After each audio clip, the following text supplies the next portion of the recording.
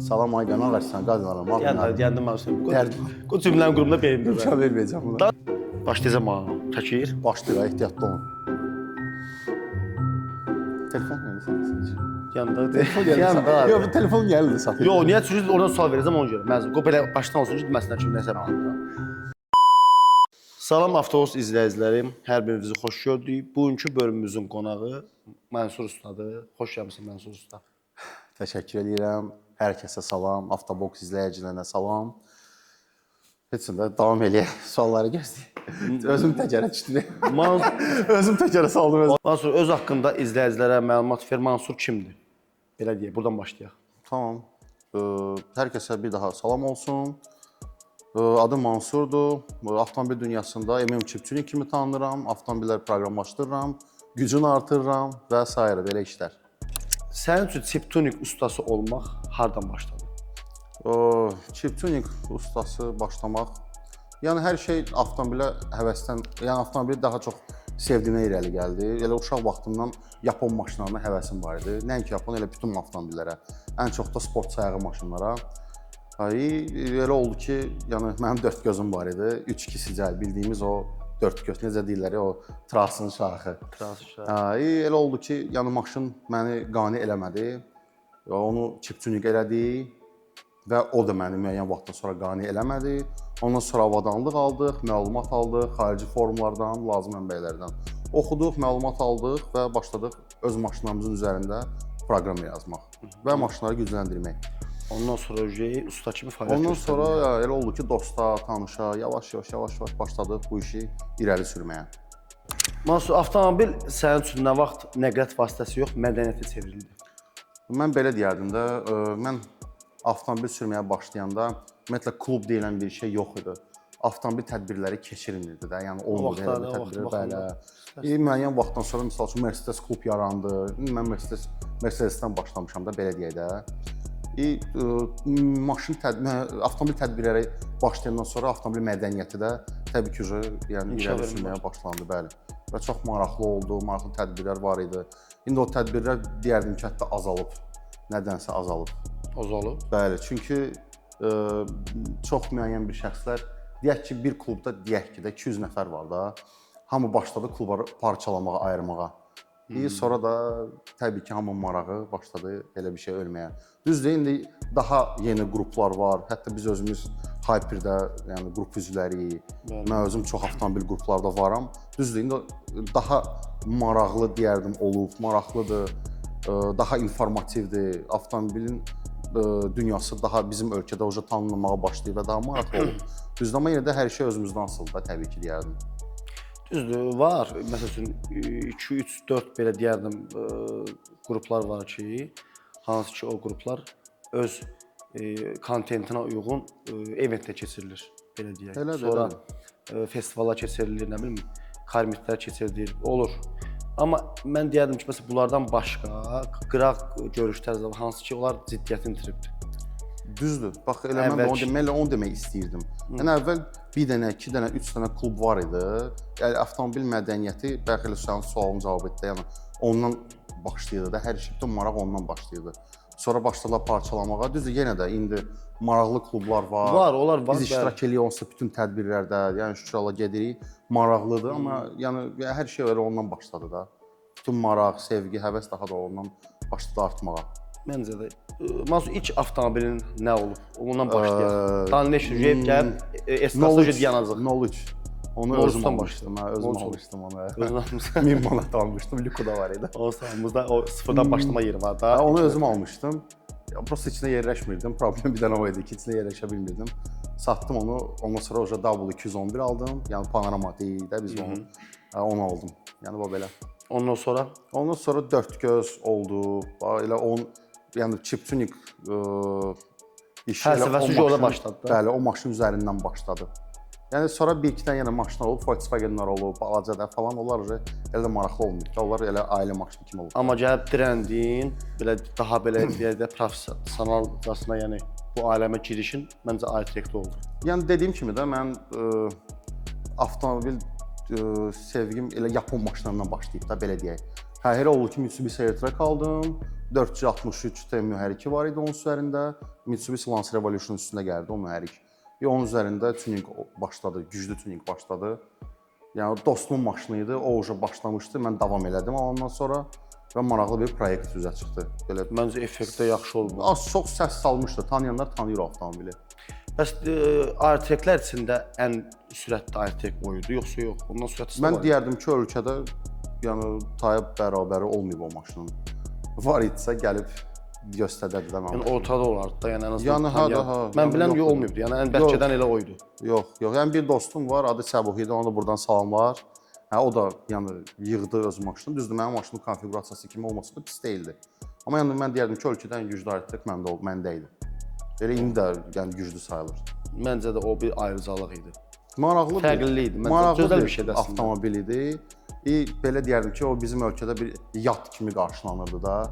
Yəni çox adama maraqlı deyildi, amma tədbirlərdə məsəl üçün mühərrik xananı açanda göstərici düşürdü yəqin ki, hansı tədbir idi o? Hyperdrive-ın tədbirində yeni tədbir idi deyəsən. Orada yaxınlaşırdılar, baxırdılar, kapotu açdım, göstərdim. Amma qəşəng video vermişdin axı. Məsələn, açıldı kapotu ki, altında onun qəşəng qızılı kağızlar nazarından belə o qəşəng görsən. Hə, o termal kağız idi ki, doktor maşınına yanman edirsən, taxılmışsın. Mən öz məşqləşmişdim. Gözəl tədbir keçmişdi. Çox maraqlı. Ümumiyyətlə elə tədbirlər mən deyərdim ki, çox olar. Çox olsa daha yaxşı olar. Bəli. Yəni avtomobil həvəskarlarının, avtomobil pərəstişkarlarının orada elə bil ki, stres atdığı bir yerdir. Mən şəxsən elə bir şey görürəm. Mən də kimsə bəyənməyə bilər, kimsə gəlməyə bilər, kimsə özünü nə bilim ora layiq bilməyə bilər. Hər bir düzü fikri var da. Elə adamlar çox ümumiyyətlə belə aləmdə. Amma mən deyərdim ki, avtomobil həvəskarlarında belə deyim, bütün elə insanların orada daha çox stres atır, daha çox cəmiyyət içində insan ruhu dincəlir məncə orada. Çünki hər bir şeyə hobbisi olduğu, gəlirik, deyirik, gülürük, avtomobillərimizi göstəririk, marağımız artır. Baxırıq, bəli. İnan Allah, yəni orada 5-6 saat vaxt keçir. O vaxt necə keçir onu bilmirik. Əvvəl avtomobil tədbiri olanda kimsə məsələn uşağı ilə gəlmirdi. Xanımlar məsələn deyək ki, gəlmirdi. İndi xanımlar gəlir, ailələr gəlir, uşaqlı adamlar gəlir. Şəkillər çəkilir avtomobillərlə.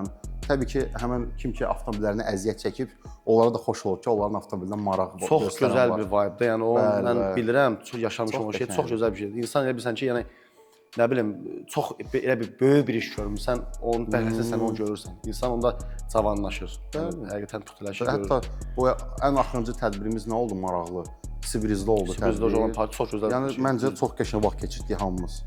Məncə çox də qəşəng vaxt keçirdik. Düzdür, orada mənfi nüanslar da var idi, amma müsbəti daha çox idi mən deyərdim. Mənfi olmalıdır da, hər şeyi icra eləmək olmur ki, yəni hər şey yavaş-yavaş yaxşıya doğru gedəcək. Amma keçmişə baxanda da indiki ilə əvəz eləyəndə məncə daha gözəlləşir, qəşəngləşir.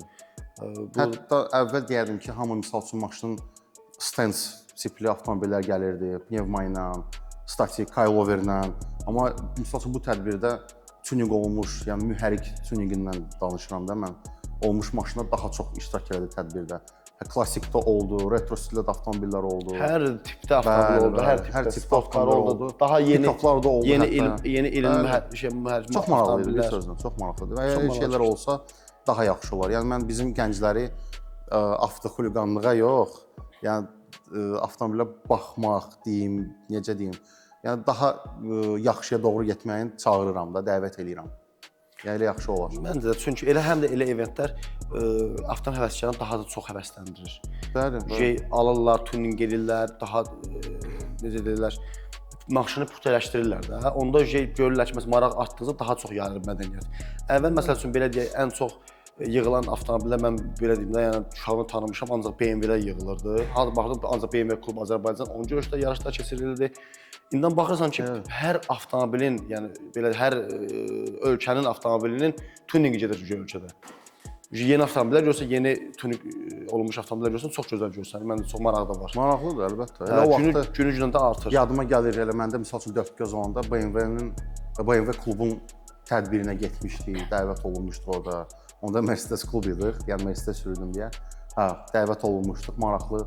Əgər misal üçün bu videoda onu əlavə eləsəz, o şəkilləri və göstərərəm sizə ki, izləyicilər də baxsın, görməyənlər görsün ki, yəni köhnə tədbirə də maraqlı olun. Əlavə onu digər kadrlara salırlar, Ömər salar o kadrları. Xüsusi məncə maraqlı olacaq. İndi orada maşın şəkilləri də yayımlanacaq. Airtrekin.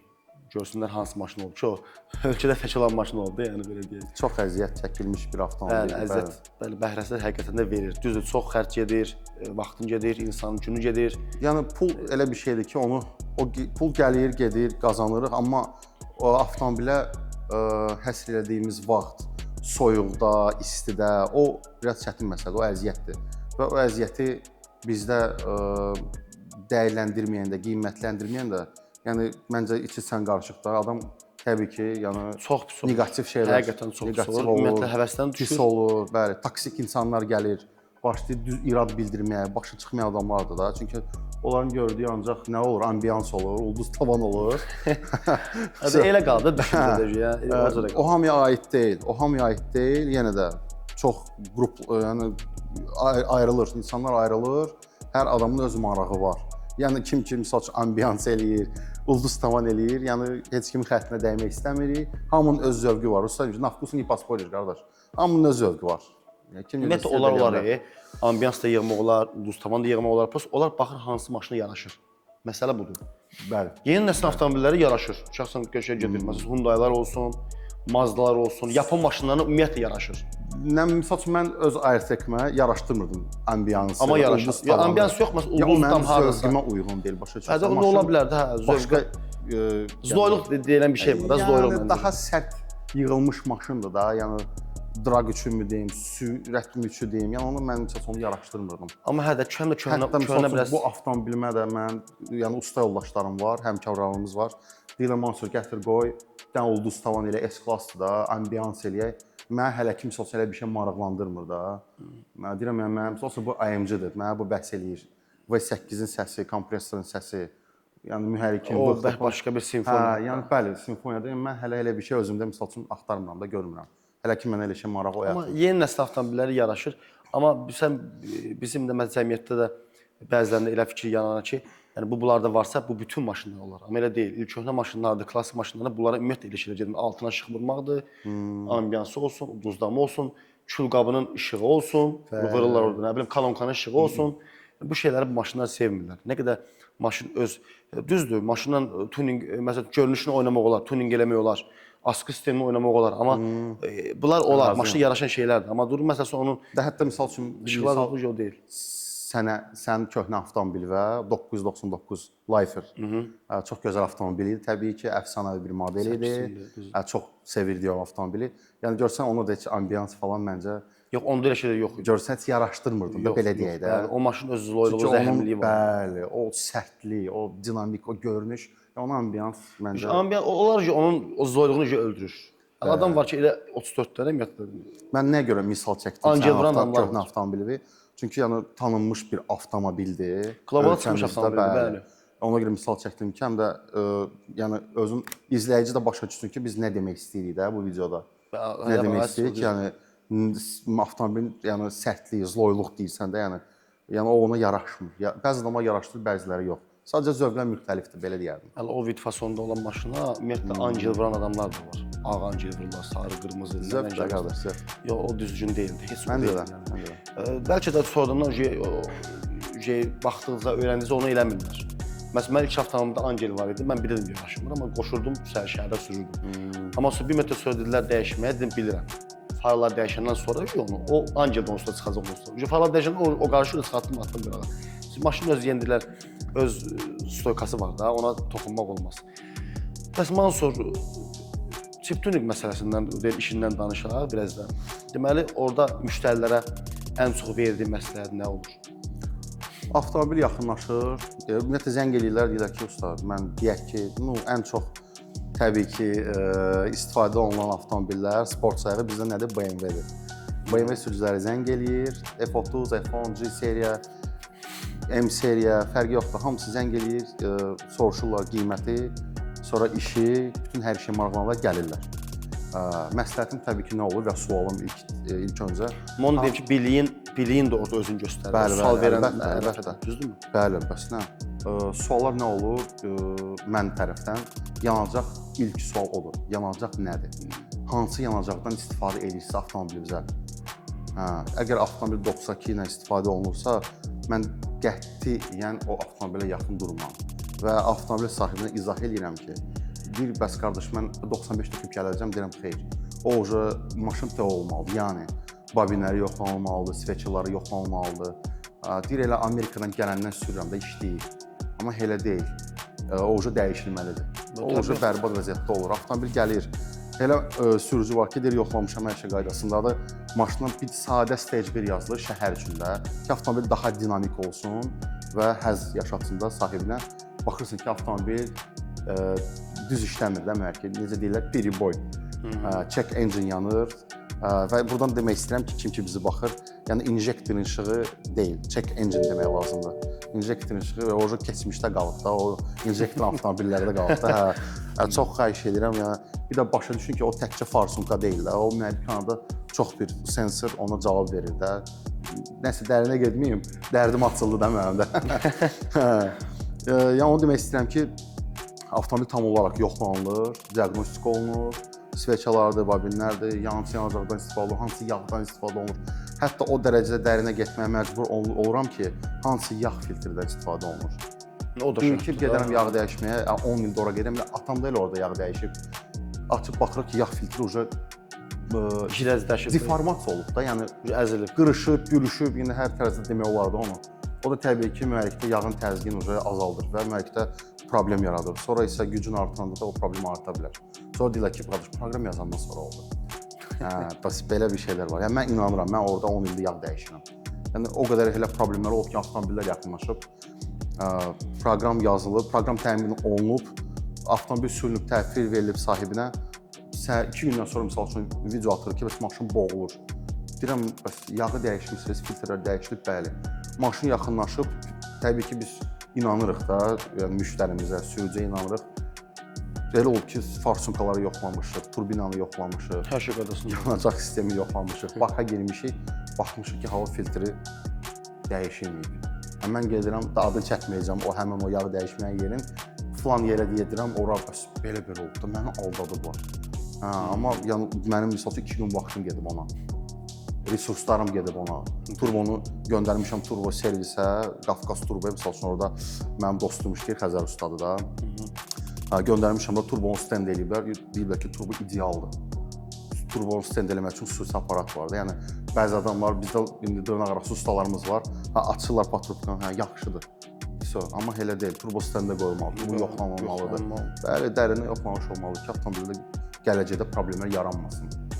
Yenə də mən tövsiyə edirəm ki, sürücülərimizə yüksək aktanlı yanacaqdan istifadə eləsinlər və vaxtında filtrlər dəyişsinlər, keyfiyyətli məhsullardan istifadə eləsinlər, keyfiyyətli yağdan istifadə eləsinlər ki, avtomobildə problem yaranmasın. Razıyam, düzdür. Bəs o chip tuning yazılır da avtomobillər. O, məsələn, çox izləyicinin yəni, sualıdır ki, o nə dərəcədə effekt verir? Hər avtomobilə fərqli effekt verir. Hər avtomobilə eyni vermir. Yəni. Çox vaxtı suallar yanır ki, atmosfer mərkəb proqram yazırsınız. Məcbur yaza bilirəm və edirəm də. Amma imtina edirəm də. Çünki avtomobilə 92 tökürlər, atmosfer mərkədə ancaq stage 1 istəyirlər. Yəni normal tuning necə eləyirlər? Proyektor dəyişilir. Lifer'da necə idi səndə? Sport qazan, hamısı yəni, bəli. Yəni onlar da onun tələbləri yerinə yetirmək istəmir və effekti görmür. Yəni ona görə hər avtomobilə fərq verir. Deyək ki, misal üçün Mercedes və yaxud da BMW, amma turbo mühərrik olsun. 30 at gücündən bəli başlayır. Stage 1 30 at gücündən başlayır.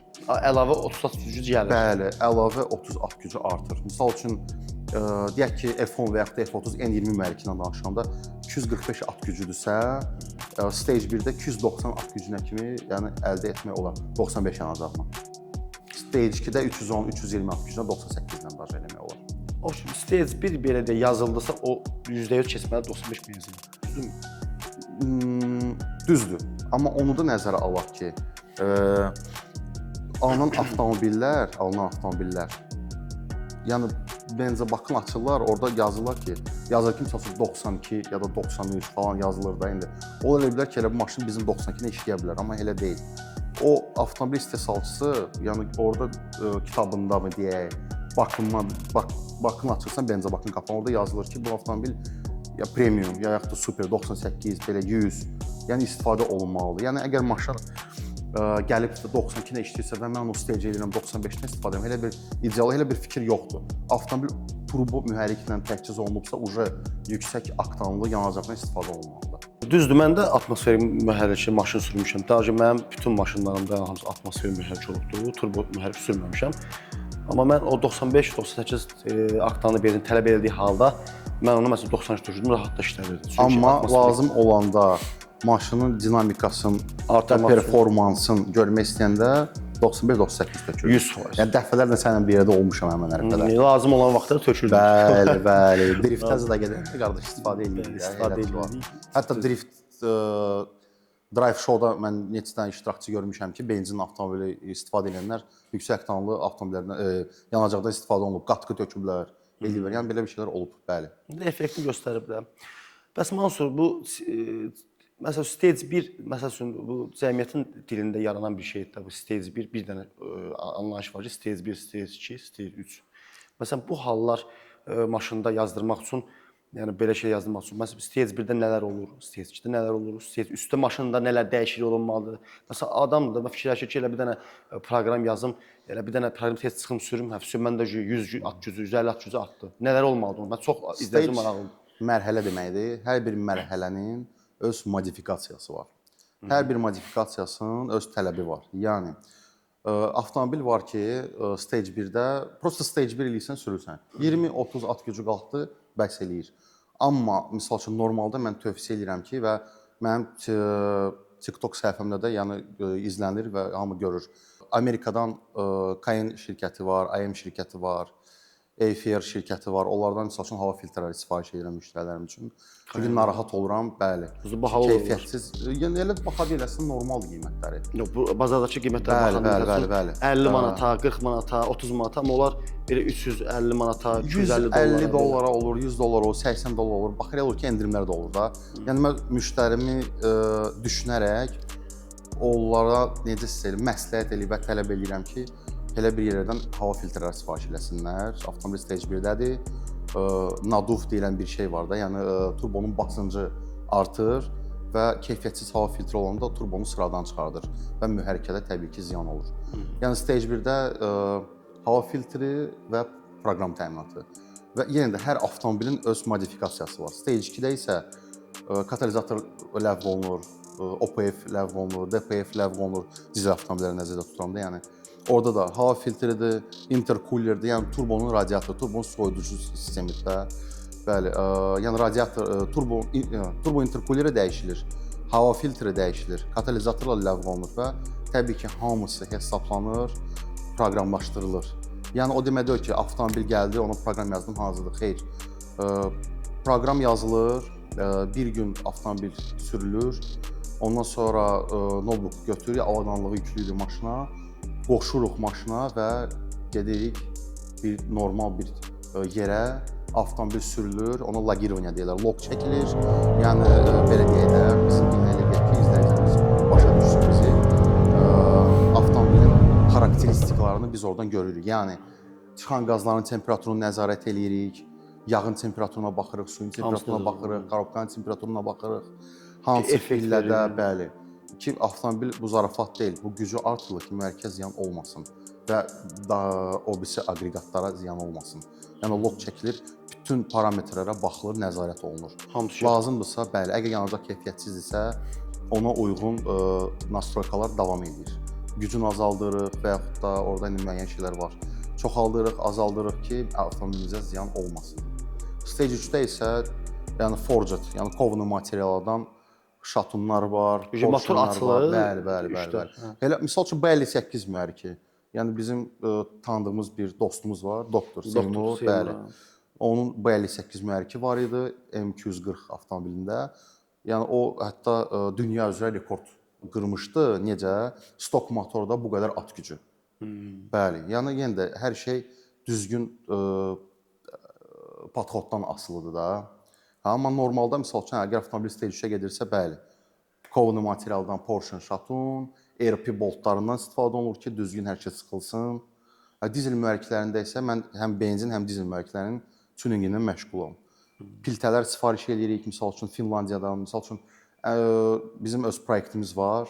190-dır. O uca stage 3-dədir. Hə, orada Kovno materialdan istifadə olunub, piltədən istifadə olunub. Finlandiyadan Black Smoke Racing şirkətindən sifariş eləmişik. Hə, böyük bir proyektdir. Onu da inşallah ərsəyə gətirəndə qonağımız olaraq təbii ki, İnşallah göstərərik. Xalqımız da görsün ki, hə, nə proyektlər hazırlaya bilirik. Həm dizel, həm benzində. Çünki mən deyərdim ki, benzin bizdə proyektdə daha çoxdur, kim dizel proyektlərimiz. Belə. Yəni hər konfiqurasiyanın öz podxodu var. Yəni düzgün yanaşması var, belə deyək bizim dilimizdə. Yəni onun düzgün yanaşmaq lazımdır və lazımdır çoxlu vaxt olsun. Müştərinin, mənim çoxlu səbr vaxt lazımdır, olsun. belə deyək, səbr lazımdır. Bəli, Müştərinin səbr ən çox lazımdır. səbri. Səbr lazımdır ki, elə proyektlər var ki, 1 həftə, 2 həftə, 1 ay, 2 ay, 3 ay davam edə bilər. Gücün qaldırıb baxırıq ki, yox, problem var. Məsələn, klapın lazımdır, blow-off klapın lazımdır ki, artıq havanı çıxardaq sistemdən ki, mühərrik partlamasın da, belə deyək.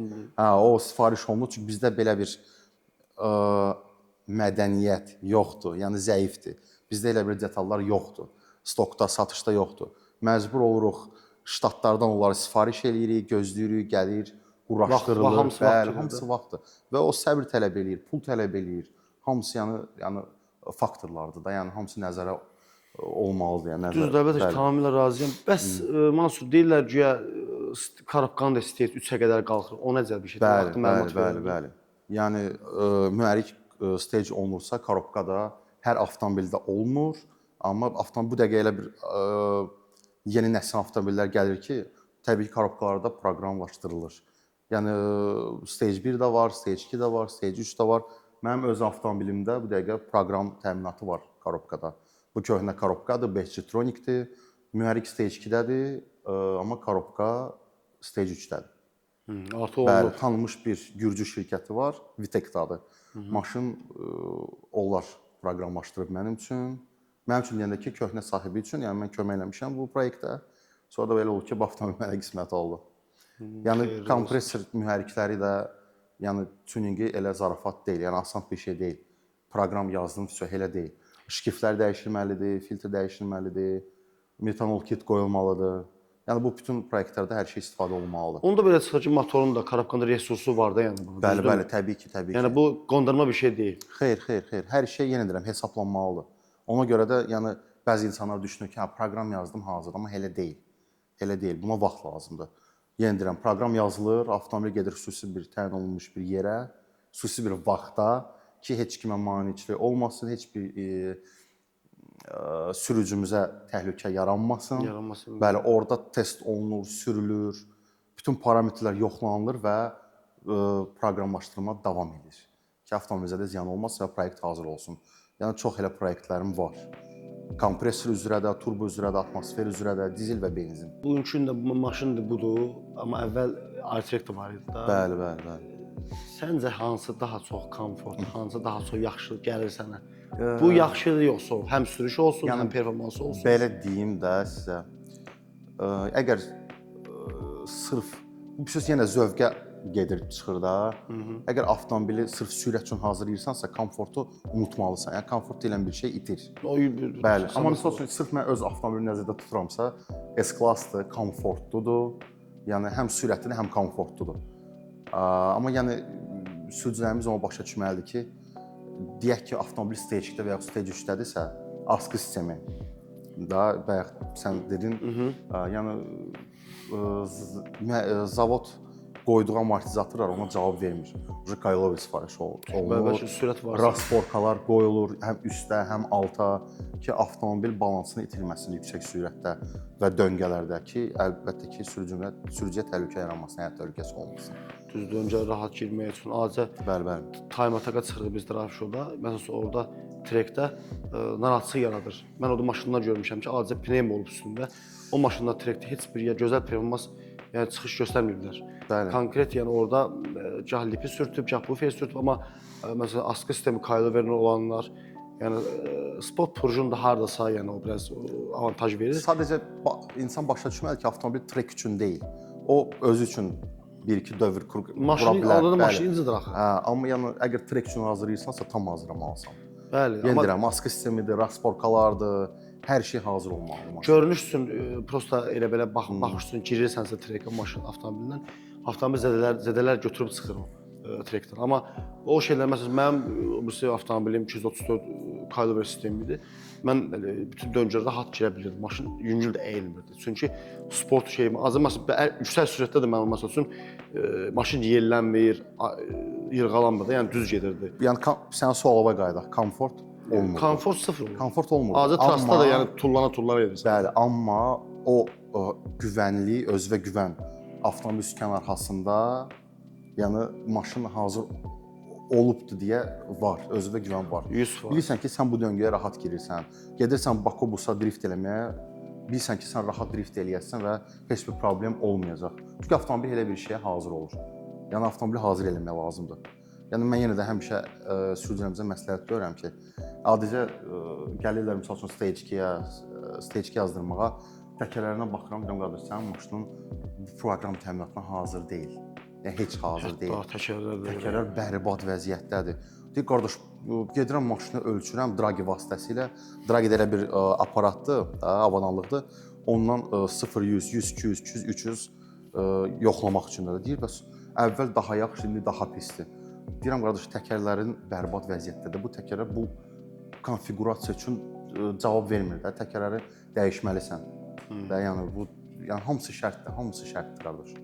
Hamısı olunmalıdır. Avtomobilə bu düzgün qulluq olunmalıdır. Yəni daha biz belə deyək də xaricdən götürək, avtomobil trekə çıxırsa, bizim kimi məsəl üçün adi qarajdan çıxıb yağı töküb gedirlər trekə. Onlar gedirlər, yağı dəyişirlər, trek üçün yağ tökürlər. Xüsusi racing tipli yağlar var. Redline'dır, Roll'dur, bəli. Xüsusi yağlardır, yüksək temperatura, yüksək naqruzkaya dözən yağlar var. Onlar gedirlər trek üçün yağlar tökürlər və gedirlər trekə. O Volkswagen üçün də var, Mercedes üçün də var, hər növ avtomobil üçün var. Yəni bu dəqiqə hər şey var da, yəni hər şeyi almaq olar. Amma çox adam da tökür 10-40, adi yağı. Bəli, mən yağ dəyişdiyim yerdə deyirlər ki, 10-40 yaxşıdır bu maşın üçün. Gəldim trekə, yağ qaynadı.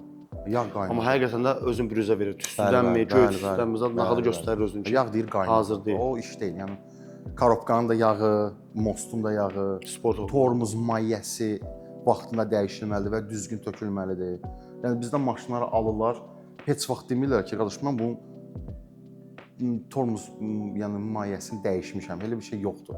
Deyir işləyir də, yəni problem yaratmır. Onlar başa düşmür ki. Sonra deyirlər ki, tormozlu disk əyilir. Qardaş sən bunun nakladkasını alırsan, geydirmə. Tormuz yağını dəyişmirsən də, mayyəsini dəyişmirsən. Yəni hamısı şərtdir. Acı rulovan yağı olsun. Baxırsan ki, olmalıdır qırmızı rəngdə. İndi iki cür olur da, bir sarı olur, bir qırmızı olur. Hər avtomobilin necə ki antifriz John 1, John 2 misal üçün hər şeyin öz rəngi, öz spesifikasiyası var. O da baxırsan qapqaradır içi. Onun çünki adımın üstündə bir şey nüans deyim. Məsələn mən bilmirdim o vaxtı öz maşınımı sürəndə 34 Kuza idi. Onda bilmirdim ki, rulovan yağının qabının, yağ qabının özü bir filtr imiş. Bəli. Onu kim bilə bilərdi? Elə biz qabırda tök, o da gedəcək ora. Amma su filtr imiş. Yağ qabının özünün içində filtr var. Onu məsələn o dəyişilməyəndə kişəzləşir. Yüzə başlayır gidrostat sıradan çıxır. Sonra başlayır səs eləməyə, qızır. Səs elə bəli, bax. Bunlar hamısı şərtdir yəni. O mən məsələn dəyişdim, qoydum, rulo çox rahatlandı. Yəni o qabın özü bir filtrdir. Başına gəlib. Bu maşını təzə alanda Bakubusta gedib drift eləməyə getmişdim. Gördüm ki, gidrostat başladı səs eləməyə. Axşam baxdım ki, yağı qapqaradır. Yəni mən onu kistiklə dəyişdim, amma tam inşallah bu yaxında dəyişəcəm. Keyfiyyətli bir məhsul alacağam və onu tam dəyişəcəm. Yəni özüm də gördüm ki, öz maşınım elə bir şeyə hazır deyil. 1-2 kuruq, 3 kuruq baxdım ki, yox, maşın hazır deyil, park elədim. Dedim bu maşına baxaq. Əvvəldən hazırlanmayıb, bunun əvvəlki sahibi də hazırlanmayıb. Normal qaydada sürüb, ona görə. Bəli. Yəni hər şey avtomobil sahibindən asılıdır. Məndə avtomobildə istər-istəməz bu dəmir parçasıdır. Yəni bu şeylər hazırlanmalıdır. Bu insan deyil, razı olsun. İnsan necə sıradan çıxırsa, avtomobil də elə sıradan çıxır. Daimi qulluq olunmalıdır. Mən yenə deyirəm, çox adam deyir, yəni köhnə avtomobil, təzə avtomobil. Ümumiyyətlə avtomobilin il fərqi yoxdur. Avtomobilin daimi, təzə, köhnə, daimi qulluq olunmalıdır. Diqqət yetirilməlidir.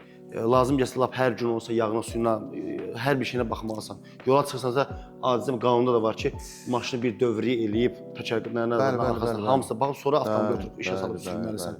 Amma bunun üçün də bizdə elə bir şey anlayış çox zəifdir. Səhər açıldı, oturduq maşına, promo ilə işə salıb sürdük getdi. Yəni sürücülərimiz elə bilir ki, hər həftə maşını ya da 2 gündə bir maşını yuduzdurursa o maşına baxır. maşın parıldayır. Amma başa Amma düşürlər daxili şey o deyil. aqreqata nəzarət etmək lazımdır, baxmaq lazımdır. Biraz da motora təsir eləyir, karabka təsir eləyir. Hər şey təsir edir əlbəttə. Adi askı sisteminin bir dənə belə rezini belə xarab olanda vurur başqa bir şeylər sıradan çıxardır. Hamısı şərtdir, amma avtomobil ümumi qolluq Hamısı olmalıdır. şərtdir əlbəttə. Yəni mən deyərdim ki, normal sürülən avtomobil üçün bir aydan birmi deyim, 3 həftədən birmi deyim, məsələn, ümumi yoxlanış, check-up olunmalıdır avtomobil ki, tam bilinsin nəyə var, nə yox. Çünki vaxtında üstünə düşülən problem həll olunur. Amma o ki, məsələn, vaxtında düşmürsən üstünə, inan ki, problemi mənim başıma çox gəlir. Üstdə yığılır problemlər birdən-birə həll eləmək olmur. Get-gedə maşın nəfəsin kəsir. Yəni bizim sürücülərimiz var ki, aylarla mühərrikxanaya nəzarət eləmir, kapotu qaldırmır. Yumur, təmizlənmir, yağa Yəni baxırsan yanıma ki, gəlir bağlayıb. Maşın gəlir yanıma, stage 1-ə də belə deyək də, yəni praktiki proqram tempi stage 1-dir. Mühərrikxanasını açıram ki, bərbad, yəni siqaret bıçoku, yəni yarpaq, toz, yağ. Adam gəlib maşın gücünü də alırmağa. Amma maşın bərbad, maşın çölünə baxırsan ki, maşın parlayır. Adam şpor eləyib gəlib yanıma ki, mən onun maşının iş görəndən sonra çəkib paylaşacağam öz iş səhifəmdə. Mühərrikxanasını çəkə bilmirəm. Yəni baxıram ki, bərbad deyəm, qardaş sən açam, baxmısan bunun antifrizinə, yağına. Deyir belə işləyir də, yəni heç bir problem yoxdur. Bir dənə anlayışda işləyir. Yəni maşın gerisə deməli belədir, amma bunun sabahsı da var axı. Birdən-birə olacaq, yəni nə olacaqsa.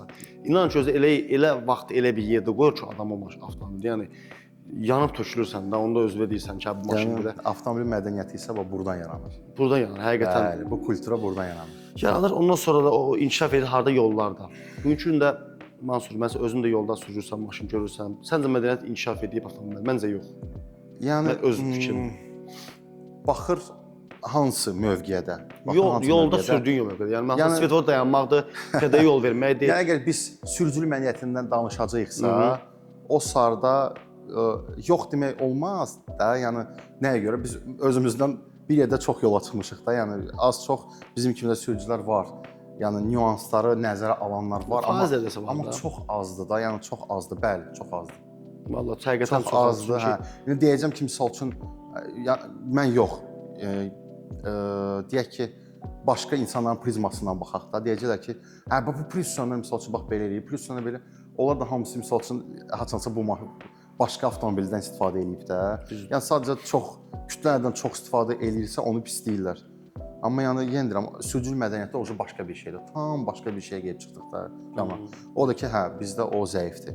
Çox zəifdir. Çox zəifdir, çox zəifdir. Adi manevr qaydasına dönmədir, işıqfora dayanmaqdır, piyada yol vermədir, piyadaların özünün maşının altına atmağıdır. Düzgün yerdə, düzgün yol keçməməyidir.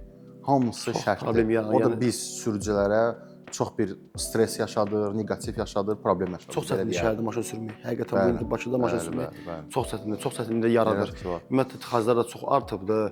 Yəni adi bir nüans nəzərə çatdırım ki, məsələn adi bir duman düşür yola, ya nə bilim yağmur yağır da, yəni yola.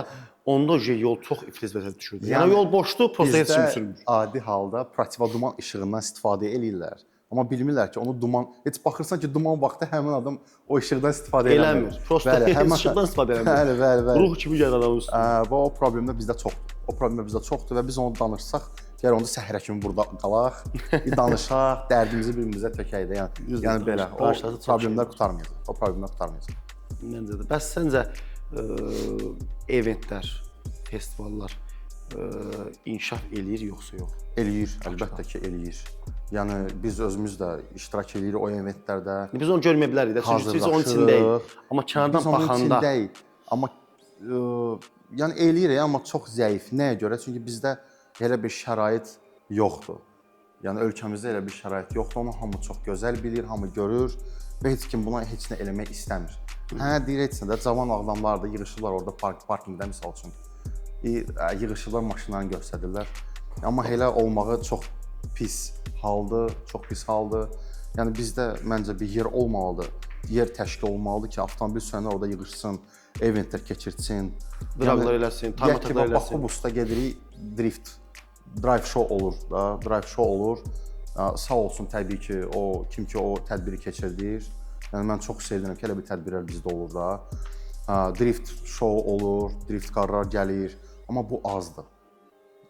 trek balacadır. Yəni o Baku bus üçündür. Çünki o bus avtobus təlimi nəzərdə üçündür tutulur. də Hə, o, bəli, o heç yəni bizdə nə avtobus tutulmur. xaricdəki kimi, yəni Rusiyadakı kimi heç deyilik də. Yəni nə drift yerləri olur, nə drag yerləri olur. Yəni bu dəqiqə stansiya tədbirlər keçirir də, drag tədbirləri keçirir. Baxırsan amma yəni məsafə Məsələn, çox azdır. qısadır. 140 neçə metr. Asfalt örtüyü heç o yarışa hazır deyil. Yenə də təhlükə yaranır, narahatçılıq yaranır. Baxan deyir ki, yox, ora narahatdır. Mən necə maşınımla gedim ora, o tədbirdə iştirak edirəm, amma istəyir. İştirak etmək istəyir, amma tədbir keçirdə bilmir. Rusiyada məsəl üçün Anlim var. Anlimdə xüsusi bir tras var. O trasın kleyi var, xüsusi kleyi var. Xüsusi drag şinləri var. Ona slick deyirlər. Slick, polo slick. Toyo 38, Mickey Thompson misal üçün təkərləri var. Elə bir yeri olsa, təbii ki, o işindən istifadə edərik bizdə. Baxırsan yer yoxdur, nəyə görə? Marağı artır. Hamı gəlir, izləyir, baxır, yaxşı vaxt keçirir. Yəni belə bir şeylər bizdə zəifdir. Yəni o eventlərdə söhbət gedir. Eventlər nədir indi bizdə? Heç nə. Avtomobillər yuyulur, yığışır ora. Statik, stand, sürət tipli avtomobillər gəlir. Okay, gözəl avtomobil yığışır. Müəyyən bir vaxt keçirilir və dağılışır. Davamı olmur. Çox az olur da, o pромejnotik az olur. Yəni razı deyiləm. Dəqiq bilmək istəsə o razıyam, mən razı deyiləm bundan. Çünki bizim avtomobil mədəniyyətimiz daha zəifdir başqa ölkələrə baxanda.